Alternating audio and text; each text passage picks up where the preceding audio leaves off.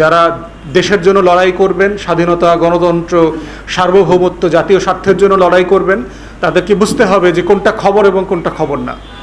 আমরা রাজনৈতিক দল এবং রাজনৈতিক কর্মী হিসাবে মনে করছি যে দেশের এই কোটি কোটি উত্তরাঞ্চল এবং উত্তর পূর্বাঞ্চলের জনগোষ্ঠী যারা প্রত্যেক বছর কয়েক দফায় বন্যার শিকার হচ্ছেন, তাদের ধন সম্পদ, বাড়ি, পশু পাখি যা আছে, ক্ষেত খামার সব ডুবে যাচ্ছে এবং কোনো কর্মসংস্থান নাই, তাদের হয়ে আমাদের কথা বলা দরকার।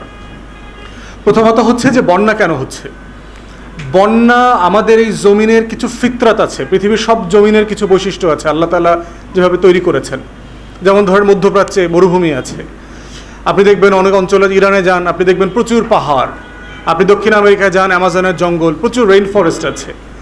আমাদের এই ভূমির বৈশিষ্ট্য হচ্ছে এখানে প্রচুর গাছপালা আছে, এখানে গরম, শীত, ঠান্ডা, খরা, বর্ষা সব কিছুর একটা ভারসাম্য আছে। তো শত শত বছর ধরেই এই এলাকাতে বন্যা হয়েছে, কিন্তু সাধারণত মানুষ ক্ষতিগ্রস্ত হয় এমন বন্যা খুব কম হইতো। ধরেন সেই 70 সালের বন্যা, আমরা 88-89 সালের বন্যা দেখেছি, 98 সালের বন্যা দেখেছি, এরকম বড় বড় বন্যা যেগুলো হচ্ছে পুরো দেশবাসীকে ভোগান্তি দেয়, এরকম বন্যা হইতো। কিন্তু এখন আমরা যেটা দেখতে পাচ্ছি প্রত্যেক বছরই কয়েক দফায় বন্যা হচ্ছে, মানে ঝড় জলোচ্ছ্বাস হচ্ছে, যেটা আমাদের দেশের মানুষদেরকে, যারা নদী অঞ্চলের মানুষ, যারা সমুদ্রের পাড়ে থাকেন, প্রত্যেককে প্রচণ্ড ভোগান্তি দিচ্ছে। তাহলে এইটা কেন হচ্ছে সেটা বোঝা দরকার, যে এটা কি আমাদের স্বাভাবিক বন্যার থেকে ভিন্ন কোনো বাস্তবতা কিনা। প্রথমত যেটা বলা হচ্ছে যে দেখবেন যে গল্পটা সবচেয়ে বেশি বলে যে উজান থেকে আসা বৃষ্টির পানি, ভারতের নাম বলে না, ভাসুরের নাম দেখবেন কোনো গণমাধ্যম বলে না। উজান থেকে পানিটা কোত্থেকে আসে? উজানে কি দেবদত্ত আছে, ওরা পানি ছেড়ে দেয়? ওখানে কি তাবিজ দিতে হবে? ওখানে কে আছে যে পানি ছেড়ে দেয়? উজান থেকে দুইভাবে পানি আসে।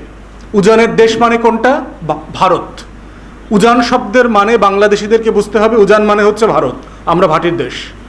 তো উজান থেকে দুইভাবে পানি আসে। উজান থেকে পানি আসে, একটা হচ্ছে বৃষ্টির পানি আসে।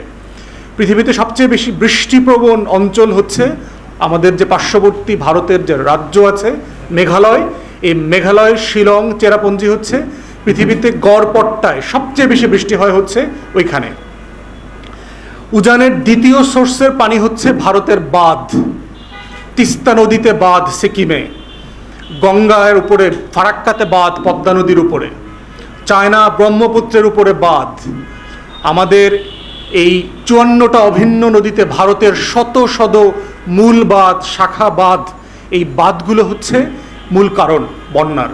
যেই বাঁধের পানি আটকে রাখা হয়, এখন যেহেতু পানির পরিমাণ বেড়ে গেছে বৃষ্টির কারণে, বন্যার কারণে, ওই অঞ্চলে